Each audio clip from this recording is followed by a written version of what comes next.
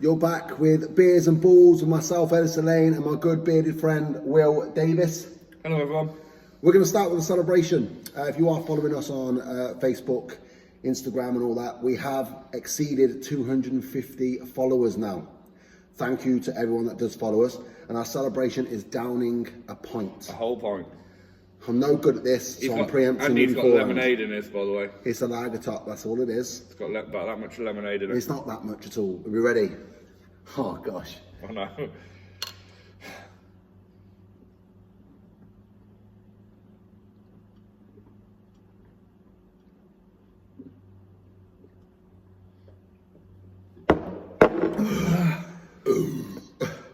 God. Good morning. Hold on. Excuse me. Come on now.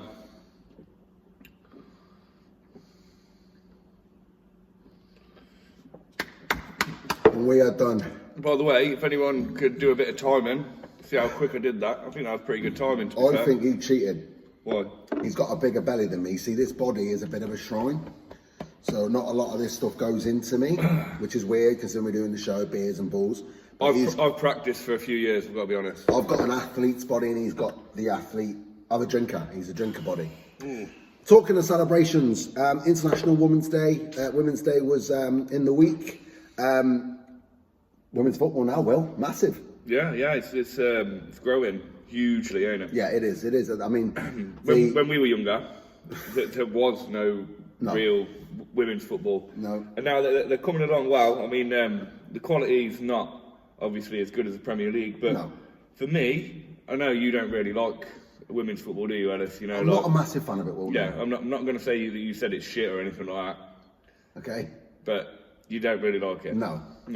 But for me, I did once compare it. I'll be honest. I did once compare it to watching paint dry. I have, watched a few snippets recently, and I still think the same. I'm joking.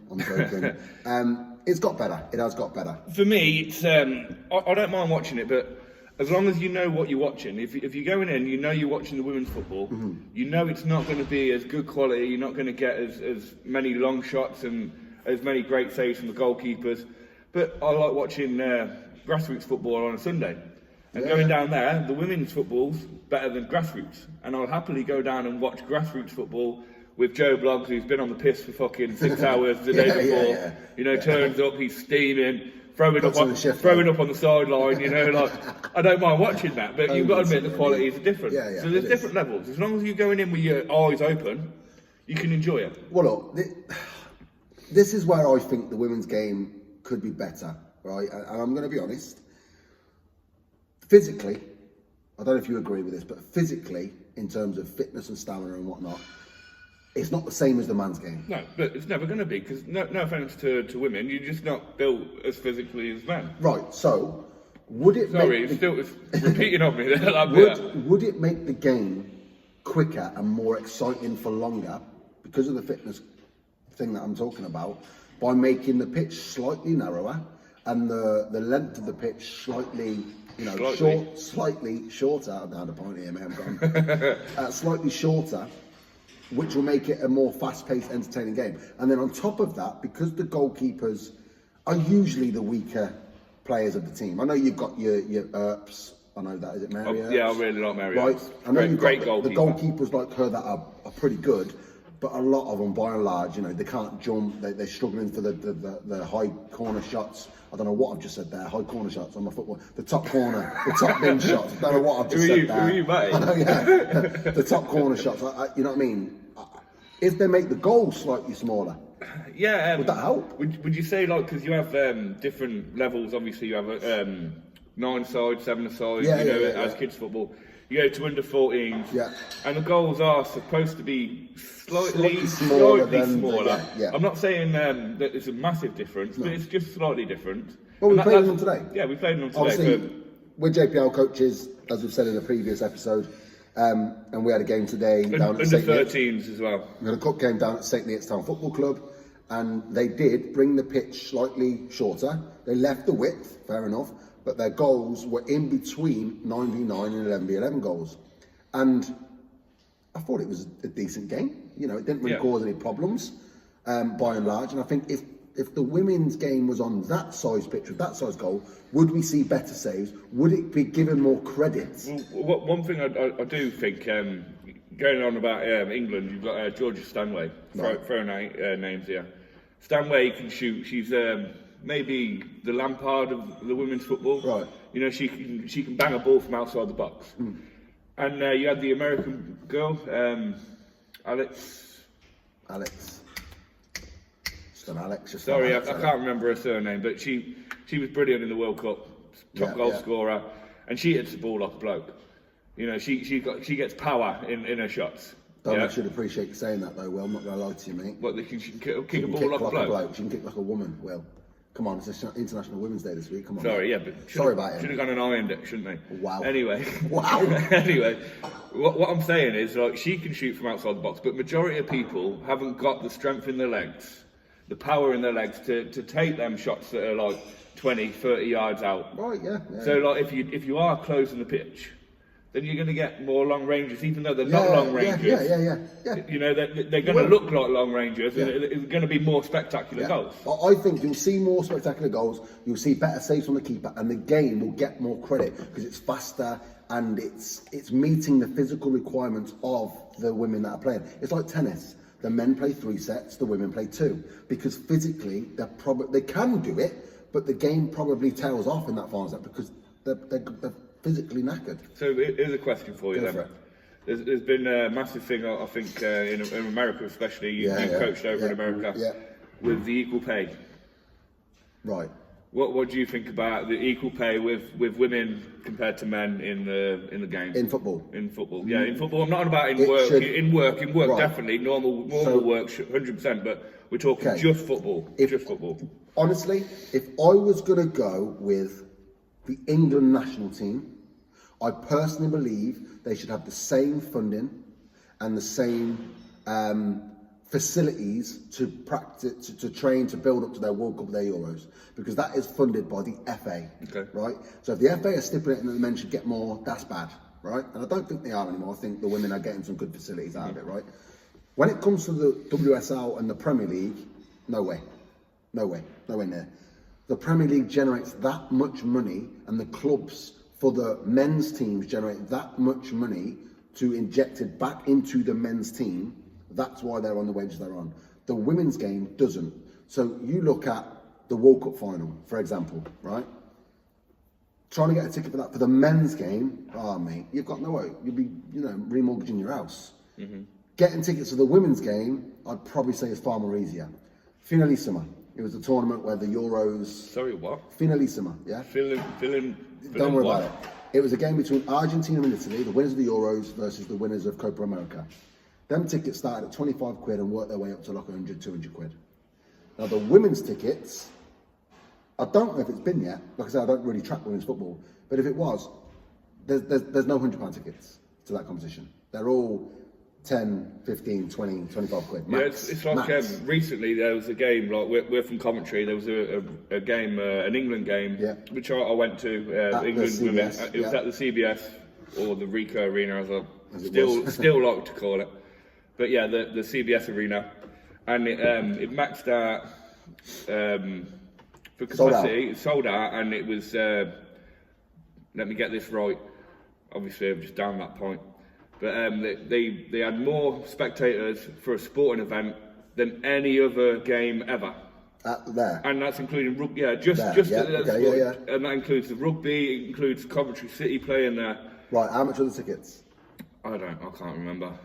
Right. So that's key information. I can't remember. Because my wife would have paid for them. But what I'm saying is like they filled it. But the only reason they really filled it, in my eyes, is because there's a massive section for the away fans, and the away fans don't always turn up, and then you have the barricades, where the seats are all covered because they want to separate the fans. Because it was an England game, it was just all the way around, seat to seat, everywhere was full. So I don't think that is a true gauge on it. And it'll be interesting, and if anyone does know how much those tickets were, what was it for? Is it for a cup, wasn't it? Yeah. We won it, didn't we? We won the recent tournament. Right. So there's some tournament that the women have played. We played Belgium in the final. Obviously, I can't remember what it was called. Oh, She believes No, I bought the glasses. But anyway, so there is some cup that the women's national team just played in. If someone Some could bloke's find name, out, as weird as it is. It's some bloke's Stanley name. Summit. No, it's some bloke's name tournament. if you can find out the prices to attend those games, that would massively help us in this conversation. Because I would say it was cheaper for a family of 4 to go to that game than it would be to go to a Coventry City game. That's why it was filled. was all family as well, and I went with my wife, my son, and my daughter. And my son constantly said to me, "Dad, they ain't got a clue what they're talking about beyond." You know, you had a family sitting behind us, and they were talking about football as if they knew what they were talking about. It was a day out. They'd never been to a football game before in their lives, but they've turned up to the women's game. Fair play to them, but they didn't really know what they were talking about. And my son Brendan was getting annoyed. He was. He was like, I just wish they'd be quiet. But in short, look, it's a celebration. The women's game is growing. Women's sports are growing. And I think now, generally, there's more awareness. If you had a daughter now, I know you've got 2 boys, you haven't got a girl. No. But if you did have a girl, by the time she's 18 and if she could play football, imagine how big football would be then. Probably be and the money that would be involved in women's football. I'm not saying you would push your daughter to play football, but I'm just saying in 18 years' time, it will be even bigger. It's going to be even bigger. 100% be even bigger. And that's probably where you'll start having a bigger discussion about equal pay and all that, because they should by that point, because it is behind the men's game. Like in terms of lifespan. And again, this needs bringing up that football was banned for women for England for years and years and years. Yeah, 100%. And during the war, it was just women's football. You know, which is crazy. All the men went to war, Yeah. and the women played football for the entertainment. Yeah. And then as soon as the men came back, the women was actually competing that much. They were actually competing that much that they turned around and the men went, no, actually. We're not competing with this. You're banned. Mate, do you know what's interesting about that? Do you know what's really interesting about that? Obviously, I've spent a bit of time in the US, as you've said, right? Excuse me. And prior to that, I had done little stints, the summer camps. If you're a coach, probably you've done it all as well. The perception was over there, and to a certain degree, the reality over there was women's football was more advanced than the men's game. However, you fast forward 20 years, what's the league we hear about? The MLS, the men's game. And to my knowledge, I don't think there is a women's MLS.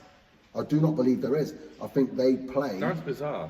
I know, but it used to be a case where they'd play a lot in college, in college, and they'd go and compete all that, but then they go nowhere after that. But there's a lot of women that grew up playing football that went over to America to earn more money because there wasn't really a league in England. Well, it's with the scholarships. Oh, was it? Okay. Universities, scholarships, they do that with men. And that's what I'm saying. At once upon a time, I believe the women's game in the US was more advanced, but now it's not, because the league you hear about is MLS. All the footballers, the male footballers, have risen the standard of the MLS by moving there at the end of their careers. Yeah. Right? And that's what's happening. And let's be honest, England women football team now, England are better than America. As it stands now, for the first time in years and years and years. America's always England's women are better than US women's. Than American women. Yeah, because I think they've took the eye off the ball with it. But for years and years and years, America was dominant. And that's dominant more advanced, all over the 100%, world. They were 100%. dominant. And now it seems, and I'm grateful, that we brought it home. Did we bring it home? No. We did. We brought it home. The women brought it home. They brought their trophy home. The real it's coming home will be when the men bring it, and that's just my opinion. Why is that? Because it is. Because we've only the song that was made, It's Coming Home, was made for the men's national team. All the songs that have ever been made in Indaloo, all that have always been related to the men's national team. Do you think Skinner and Badil and Skinner should do a women's version? Do a women's version. Yeah, Badil and Skinner. You heard it here first. You heard it here first. You need to do a women's version of It's Coming Home. Yeah. Yeah. It's coming home with Tesco bags. And ironing boards. Sorry, we're playing. We're only joking. We're only joking. I'm a big fan of the women's game.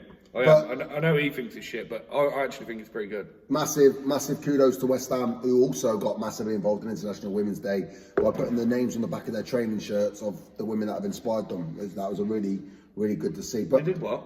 They put the names of women, a lot of them chose mum, obviously, that have inspired them in training. It was a really good just training. I thought you were talking about a game. No.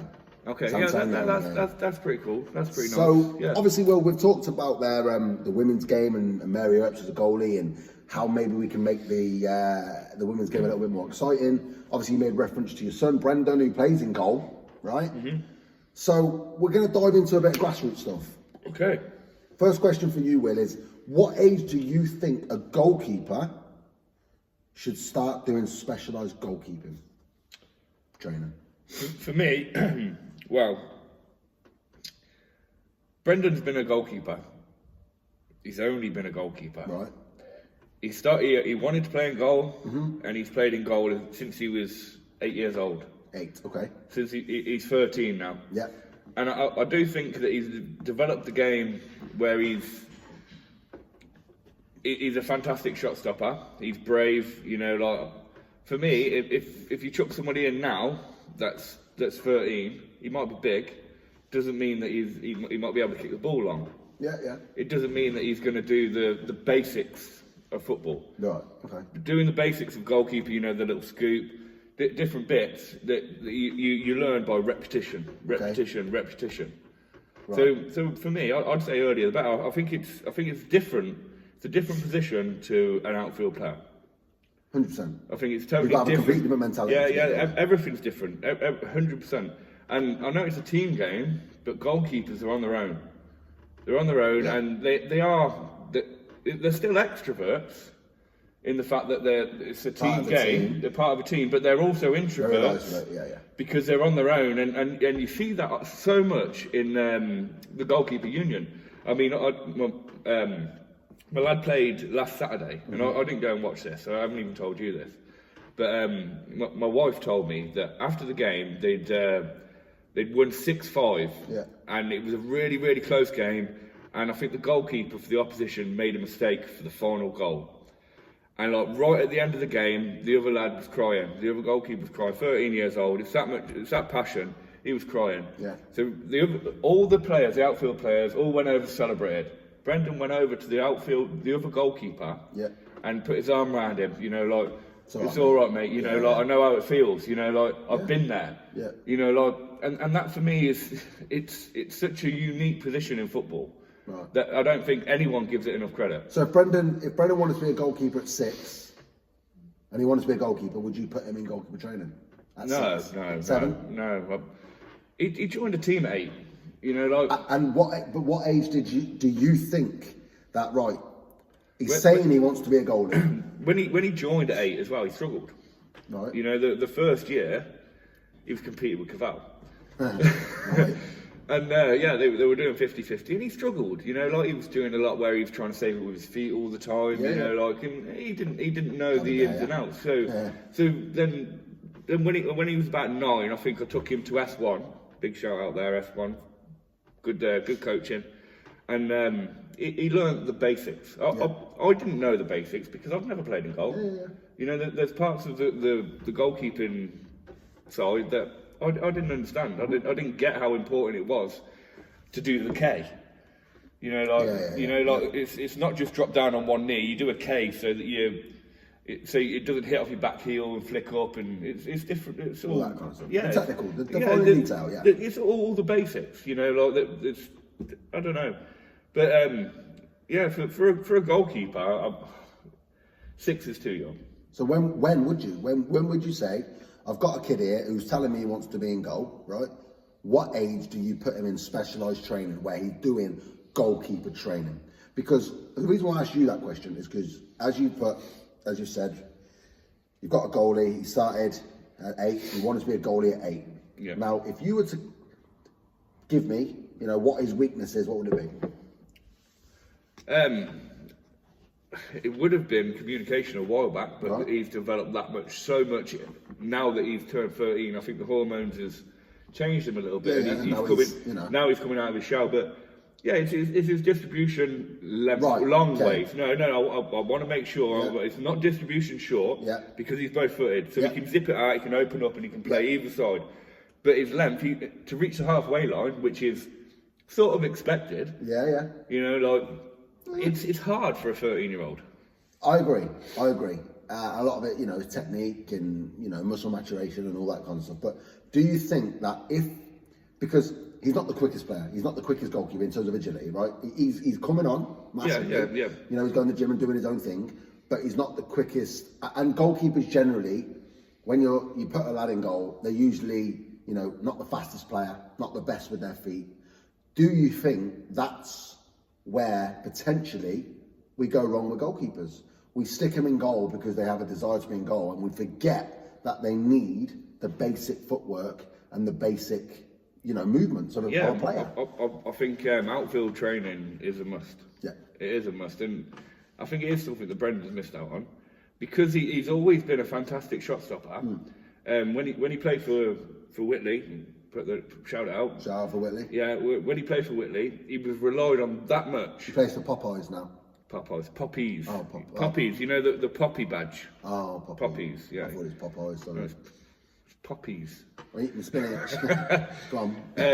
But when he played for Whitley, he was relied on that much that they would never bring him out of goal. You know, because like and I'm going to say he carried the team. You know, he did carry the team. They got up into the B League, and it was a lot because they had a good goalkeeper that was saving them week in, week out. You know, so if they'd put him out and they played him outfield and put someone else in goal, they didn't want to risk it. Yeah. You know, so it was hard. You know, like, and he should have been playing outfield. And then when he went to Bellevue United, played a game out, half game in goal, which he kept a clean sheet, came out the second half, and they ended up losing the game. So he never, again, straight back in goal. Yeah. Because he's so relied on as a goalkeeper. So do you think then the coaches didn't develop? He's been given a disservice by his coaches at 8, 9, and 10 because he was unable to gain that. Do you know where he plays outfield more than anywhere else? And he plays for quite a few teams. Probably, I'd say Poppies. School. Ah, yeah, true, yeah.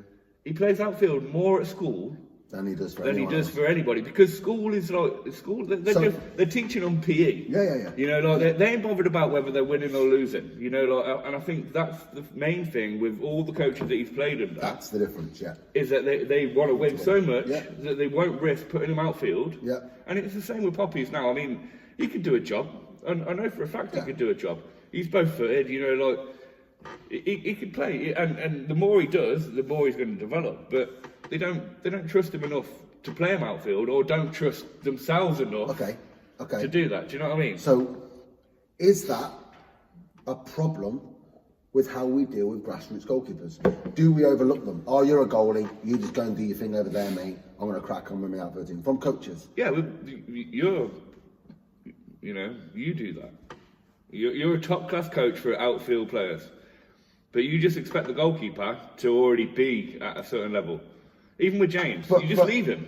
You just leave him. So with James, James, who's my JPL goalkeeper, potentially on the verge of signing for Burton Albert. Brilliant goalkeeper. Or Walsall, he's got options on the table. He comes in, and when we do outfield stuff, he's involved in outfield stuff. Now, we've got an assistant coach called Lewis, who offers to take him. Mm-hmm. Now, Lewis has obviously got a little bit of background in doing goalkeeper stuff. That's why he offers to do it. Otherwise, he wouldn't do it. Now, from my perspective, I know James has got his footwork stuff. He's U13. He's got his footwork stuff. You've seen it today. Yeah, he's clipping balls 40 yards to feet, right? He's got that. So why would I restrict him from doing that? Now, I know what you're saying in regards to your lad, Brendan. If I was to have him in my session, I would probably say no to Lewis. I want him to play with the outfield. Because I did the same with Cabal. I said, no, I want him in the outfield because he's not good enough with his feet at the moment. At the time. At that time. Do you know what I mean? And that's just, it's not me disregarding the goalkeepers. The goalkeeper for me is one of the most important players on the pitch because I think it is. But I believe coaches, and I would have done it myself. I generally would have done it myself, where it's just like, you go to goalkeeper training, mate. I've got to do me, my phase of play here without goal. That's another thing with goalkeepers. They always have to go and do that separately. I've already problem. shouted at S1. Yeah. That was something I had to go and pay for separately. As well as pay for all that. Not enough clubs. So to be a goalkeeper, it's a bit like being like in a Formula One. It's a bit more expensive. Isolated. It's a bit more expensive. Oh, yeah. It's a bit more expensive than the other players. The other players are only paying for this one session, and they're getting top of the range coaching. Whereas goalkeeper, they have to do that, and they also have to go and do this. And when you go and do that, the one-on-ones, the two-on-ones of goalkeeping is probably more expensive than what we're just a session for in the development centre that we provide. Yeah, true. That's true. That you're paying more for individual goalkeeping. And there's not enough coaches out there for that as well. It's hard to find a decent level goalkeeper coach. It's very hard. It's very hard. Yeah. And that's what I think at the grassroots level. When it gets to the academy, I mean, I was speaking to James's dad today about the Burton stuff, and he's potentially going to get signed by them. But he was telling me today in regards to how often they train, and he goes with his goalkeeper coach, and he's absolute top level, and he's telling me how he goes to this different guy in the holidays, and he's just unreal. At the grassroots level, you don't have that luxury. So are we constantly giving a disservice to our goalkeepers? I believe so. Because, as again we've mentioned, and it's not blow your own trumpet time, I've worked in the US at a grassroots club, but the money out there is stupid when it comes to youth soccer.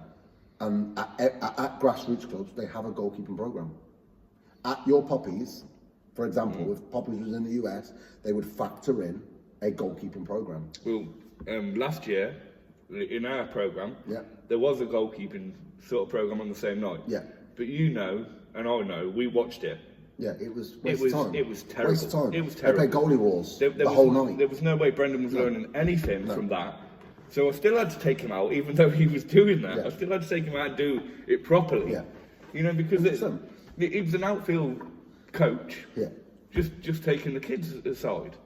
It wasn't Pacific. It's a different position. 100%. But then, do you go as far as you have defensive? Just defensive, coaches. No, I don't think you do. Attacking coaches, because there are. The higher you go up, there are. There are that, 100%. But I think at the grassroots level, right, your coach should be able to, and it won't happen at certain levels because the aim is only on winning. So, for example, we played last week in a cup game against Oxford City, and we won the game 3-0. So our objectives are enjoy the game, win the game, try and keep a clean sheet every week. But we weren't happy with the result. We weren't happy with the game. Not the result. We weren't happy with the game because they were poor last week. They were very poor, not they. You're saying they as in the opposition. We were poor. We as a team, even though we won 3-0, we were poor. And from our standpoint, we want to win every game, but we want to win the right way.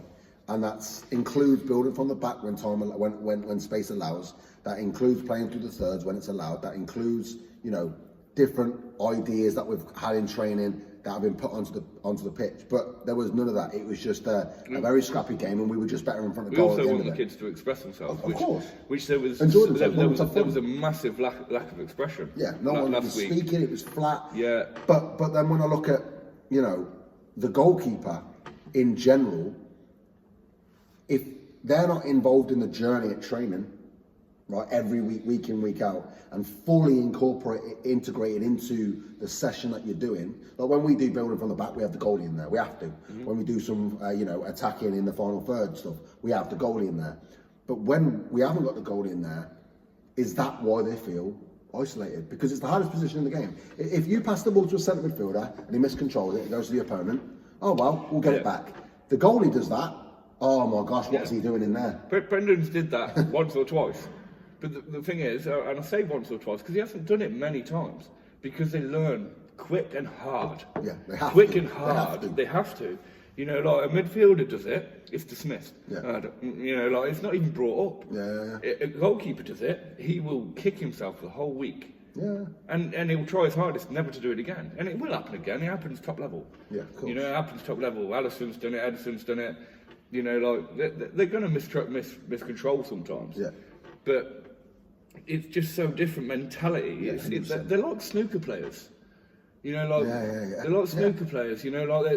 They've got to be so switched on all the time, so hard. Sorry, I never wanted to be a goalkeeper, and I've got no idea why my son does, but he loves it. And he deals well with pressure. I think he does. Sometimes not so much. You know, like again, he's 13. He's still learning his trade. Yeah, of course. You know. Yeah, it is really a difficult position to play goalkeeper. And any goalkeepers out there that are listening to this, or goalkeeper coaches, or coaches in general, parents of goalkeepers, you know, feel free to chime in with your opinion on, you know, the difficulties it is of being a grassroots goalkeeper or a goalkeeper in general. You know, when you concede that sloppy goal that's bobbled through your legs, like how you react to that. Like the mentality of a goalkeeper has to be unreal, because if you make a mistake, all eyes are on you. Yeah. All eyes are on that goalkeeper, and that's when you either sink or swim. Yeah, you make that mistake, you cost the goal, and all you have to do is just try and forget it, move on, because you're going to be called upon again, and you've got to deal. And you've got to make that next save. Yeah. You know, like, but they will make that next save. But majority of the times, what they're going to remember. Do you think? What they're going to remember? They're going to remember the mistake. The mistake, of course. They're going to remember the mistake rather than the fantastic save they made. Do you think that the pathway for a goalkeeper is more cutthroat than it is for a player? So, for example, right, you take a player who plays left wing. You know, 3 weeks in a row, he's beating players, scoring goals. He's a wonder player. Then he has, you know, 4 or 5 off weeks. And he doesn't really get back to the level that we saw in the first 3 weeks. You'll give him a chance. You'll give him a chance. But when as a goalie, he makes 3 errors in a row, is he done? Yeah. Yeah, I think it's a lot more brutal for goalkeepers. Wow. I think it is. I think, again, because it's the introvert side of it. You know, because he's not good enough, get rid of him. Yeah. Instead of, right, how can we make him good enough? Yeah, definitely. Definitely. We don't give goalkeepers enough chance to progress. To make mistakes. Yeah. We don't allow mistakes. Too frequently. That's the word I was looking for there. Yeah, 100%. Because everyone makes mistakes. Everyone does. You it's know, just like, that the goalies are costly. If me and you were still playing now, we'd make a mistake every day. Every 10 minutes. Game. Every game we would be. You know, like you'd make a bad pass, but they make a bad pass. It goes out for a throw in. You straight away you think, can't play out from the back. Can't play out from the back. That's your first thought. Can't play out from the back. And then he tries to chip it long, and it goes to them. And it's like, well, why ain't he playing it short? Yeah. You know, you're more critical. Yeah, he makes it. He tries to make a catch, and it goes down straight to their feet. You know, why didn't he catch it? You know, like it's. I know it's just catching. They're on a shorter leash than definitely. I get what you're saying there, and I've seen many a goalkeeper crumble when things like that happen. And I think that's the only way the goalkeepers have truly progressed, is the ones that don't crumble. Yeah. Or crumble a little bit, but then learn from it. Yeah, and bounce back. Yeah. You know, the ones that keep pushing. Yeah. Because let's be honest, Brendan's made so many mistakes in the past where it could have literally ruined him. And didn't want to play football again. Yeah, he could have done. It could have been. I've watched some games where I'm like, oh mate.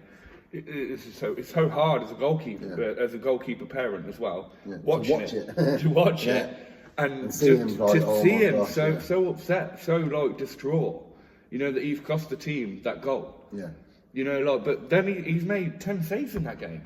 But you don't get it. It's all like he cares about is that one mistake. But it's like that, you know, that study that teacher did, wrote, you know, 10 math calculations down, but the first one's wrong, and all the kids picked on the first one. Yeah. You got the first one wrong, but they got all the others right. And that's what it's like for a goalie, I would say, because they can make 10 saves, great saves, like, oh, Brendan, you're fantastic, or John, you're fantastic, but then all of a sudden, they go to miscontrol and it goes in their foot and goes in the back of the net. What's he doing? Oh, he's killed it, it's cost us the game. It's not just coaches either. The players do it. Yeah. The players do it. They do. You know, like, it's so many times where you've had the striker shouting at Brendan because he's cleared the ball and it hasn't gone exactly where it's gone. Right. Or he hasn't necessarily made a mistake, but he's done something that's not 100% perfect. Yeah. And then you have the striker shouting on from the other side of the pitch. You know, like... The same striker commit a band off. The same striker that can't take no one on, can't trap a ball. You know, his second touch is always a tackle.